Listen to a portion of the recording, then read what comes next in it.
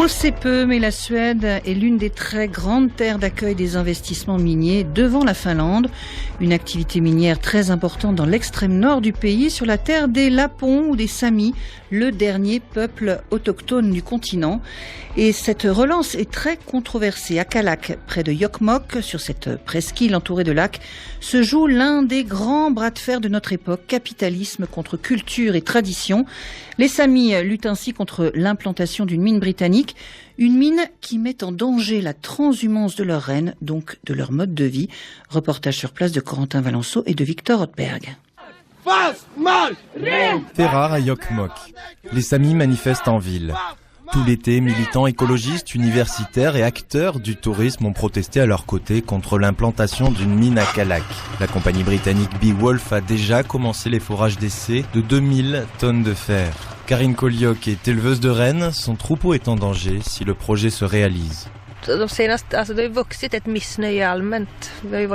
Les événements de cet été à Kalak ont été le coup de semonce avant une contestation plus grande. Il y a désormais un vrai mécontentement chez les Samis. Nous sommes restés silencieux beaucoup trop longtemps. Notre révolte ne concerne pas seulement les mines. Nous nous battons pour que les Samis soient davantage reconnus, mais aussi pour qu'on arrête de piller continuellement les ressources naturelles dans le nord. Plusieurs régions de Suède sont touchées, mais c'est désormais à Kalak que le conflit se cristallise. Depuis 1993, la Suède a une législation très favorable aux entreprises minières. Dernièrement, l'inspection des mines a accordé environ 200 permis d'exploration par an. Les refus sont rares. Tord Lundberg-Turda habite à 2 pas de la future mine. Pour lui, le boom minier est lié à l'histoire. Le Nord a toujours été vu comme le garde-manger économique de la Suède.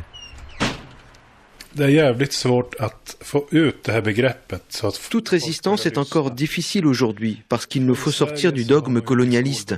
C'est ce mode de pensée qui nous forme depuis plusieurs siècles. En Suède, nous apprenons à l'école, à l'université et dans la littérature que les pays colonisateurs, ce sont la France, l'Espagne, le Portugal, mais jamais la Suède. C'est pourquoi, historiquement, les locaux et les éleveurs de rennes Sam ont toujours été très conciliants avec les politiciens. On leur donne volontiers notre terre, c'est enraciné, c'est naturel.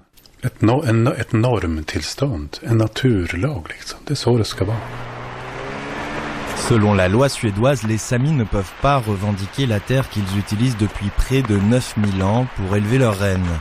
Karin Kolliok. Nous avons créé un groupe sur Facebook qui s'appelle Non à la mine. Ce groupe rassemble des milliers de personnes. Nous avons aussi un avocat. Il a fait appel quand l'entreprise minière a reçu l'autorisation de s'implanter à Kalak. Au niveau juridique, on tente systématiquement de faire des recours. Mais nous organisons également des manifestations à Jokkmokk et à Stockholm. Nous ne sommes peut-être pas très nombreux, mais nous avons la volonté.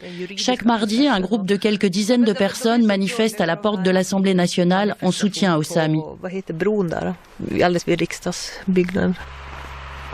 Le permis d'exploitation n'est pas encore acté pour la mine de Kalak, mais sur le site, au milieu de nulle part, 2 ouvriers s'activent déjà avec une foreuse.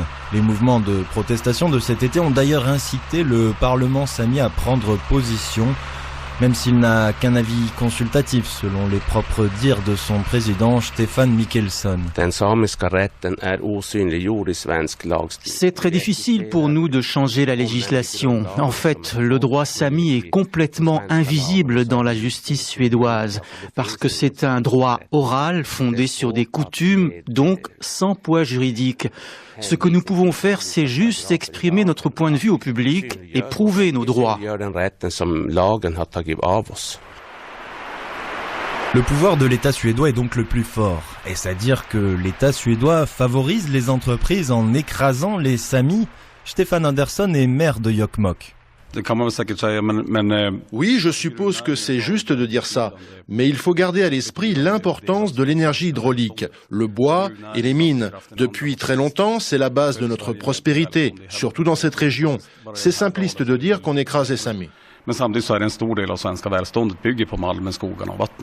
Pour amadouer la population locale, la compagnie minière Beowulf annonce vouloir créer 400 emplois pour 14 ans d'exploitation. La municipalité espère ainsi dynamiser une région qui a vu sa population diminuer de moitié ces 50 dernières années. Mais si la mine de Kallak se construit, Karine n'aura pas d'autre choix que de vendre ses rennes. Il n'y aura pas d'alternative. C'est déjà très difficile actuellement et les terrains autour sont occupés par d'autres familles. Il n'y a nulle part où nous puissions aller. Pour Beowulf, Kallak, ce n'est qu'un début. Si la mine est acceptée, ce sera un signal clair lancé à la communauté minière internationale, celui d'une Suède très conciliante, au détriment du peuple sami et de leur gagne-pain, l'élevage du renne. I am very pleased to meet you. Thank you. Les jeunes Européens. La chronique.